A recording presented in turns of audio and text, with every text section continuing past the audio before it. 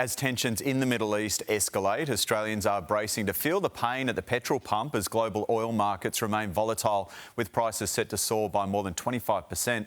Iran has also threatened a blockade on key oil export routes in the Strait of Hormuz, which is, if executed, could cause significant flow-on effects, of course. It comes as Treasurer Jim Chalmers puts Aussie petrol stations on notice, urging them not to charge unjustifiably high prices and calling on consumer watchdog to be on the lookout for this. For more, global recognised oil and gas expert Matt Randolph joins us live. Great to have you with us. So what is the latest on oil prices globally at the moment? Oil's fallen today back to its, pre-conflict levels, about $65 a barrel. So are we going to see prices go up? I don't think so, not from this conflict. The markets, they are very intimate with conflict in the Middle East. They understand it very well. I think they saw over time as this played out, it was going to be a short-lived thing.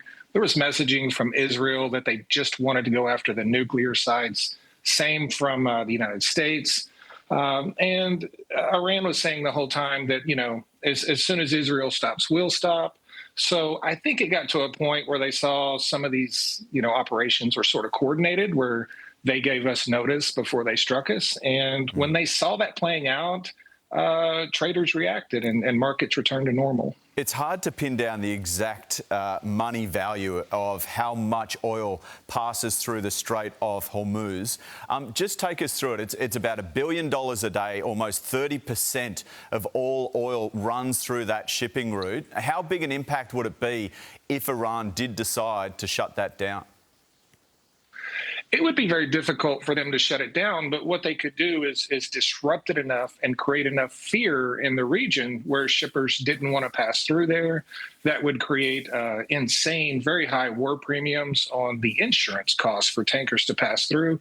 You have to keep in mind the entire Fifth Fleet of the U.S. Navy is stationed right there just to protect that 100-mile stretch of water. And the United States spends $60 billion a year protecting that 100-mile stretch of water, which is twice as much as we spend on our own southern border. So there is an enormous amount of U.S. military assets there. They could absolutely cause a fuss and create a bunch of problems. And, oil prices could go through the roof if that happened.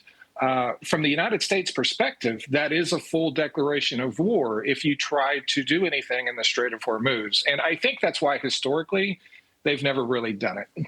Yeah, it sounds like a pivotal part of this conflict, doesn't it? Thanks for your time. Really appreciate it.